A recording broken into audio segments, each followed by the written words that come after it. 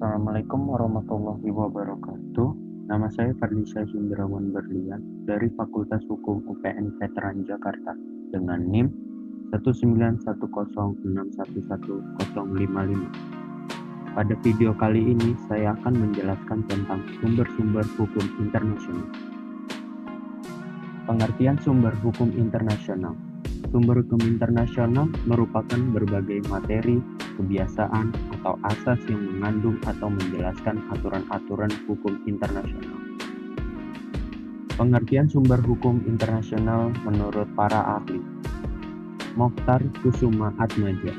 Hukum internasional adalah keseluruhan kaidah dan asas yang mengatur hubungan atau persoalan yang mengatasi batas negara antara negara dengan negara dan negara dengan subjek hukum lain, bukan negara, atau subjek hukum bukan negara satu sama lain. Kedua, open hand. Hukum internasional sebagai hukum yang timbul dari masyarakat internasional dan perjanjian pelaksanaannya dijamin dengan kekuatan dari luar. Hukum internasional mengenal sumber hukum formal dan sumber hukum material. Sumber hukum formal adalah dasar kekuatan mengikatnya peraturan-peraturan agar ditaati oleh masyarakat maupun oleh penegak hukum. Dan material adalah prinsip-prinsip yang menentukan isi ketentuan hukum internasional yang berlaku. Sumber-sumber internasional menurut ketentuan pasal 38 ayat 1 Statuta Mahkamah Internasional adalah terdiri dari 1. Perjanjian internasional. 2. Kebiasaan internasional. 3. Prinsip hukum umum. 4. Keputusan pengadilan dan karya hukum. 5. Keputusan Badan Perlengkapan Organisasi dan Lembaga Internasional. 1. Perjanjian internasional.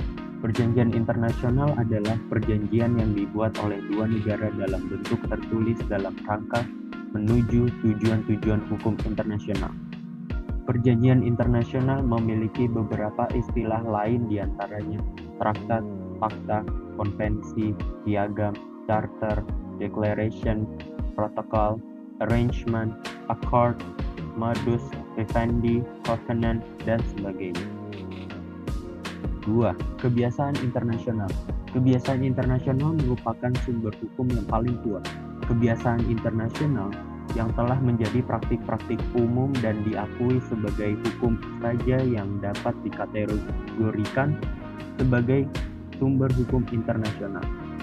Untuk menjadi sebuah kebiasaan internasional yang diakui sebagai sumber hukum internasional adalah harus mendapatkan sebuah opinion juris. Opinion juris yaitu sebuah kesepakatan negara-negara untuk mengakui suatu kebiasaan internasional. 3. Prinsip hukum umum. Prinsip hukum umum merupakan aturan dasar atau prinsip yang telah hidup di masyarakat internasional, diakui keberadaannya dan dijadikan sebagai pedoman dalam bertingkah laku bagi masyarakat internasional secara keseluruhan. 4. Keputusan pengadilan. Putusan pengadilan dan karya hukum hanya sebagai sumber hukum tambahan di mana tidak dapat menciptakan hukum. Putusan pengadilan keberadaannya tidak dapat berdiri sendiri dan digunakan berdampingan dengan sumber hukum yang ada di atasnya dalam rangka memperkuat. Karya hukum. Karya hukum diartikan sebagai pendapat para ahli hukum terkemuka yang dijadikan dasar atau asas dalam hukum dan pelaksanaannya. Yang dimaksud dengan ahli hukum terkemuka adalah seorang yang karena keahliannya dalam lapangan hukum telah diakui secara umum sehingga hasil pemikiran menjadi dasar pengambilan keputusan oleh hakim.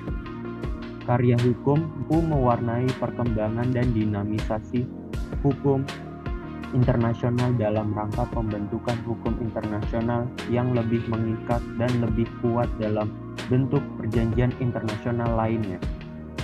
Yang kelima, keputusan Badan Perlengkapan Organisasi dan Lembaga Internasional. Keputusan badan ini mengakibatkan timbulnya berbagai keputusan baik dari badan legislatif, eksekutif, maupun yudikatif dari lembaga atau organisasi internasional itu sendiri. Sekian, terima kasih. Wassalamualaikum warahmatullahi wabarakatuh.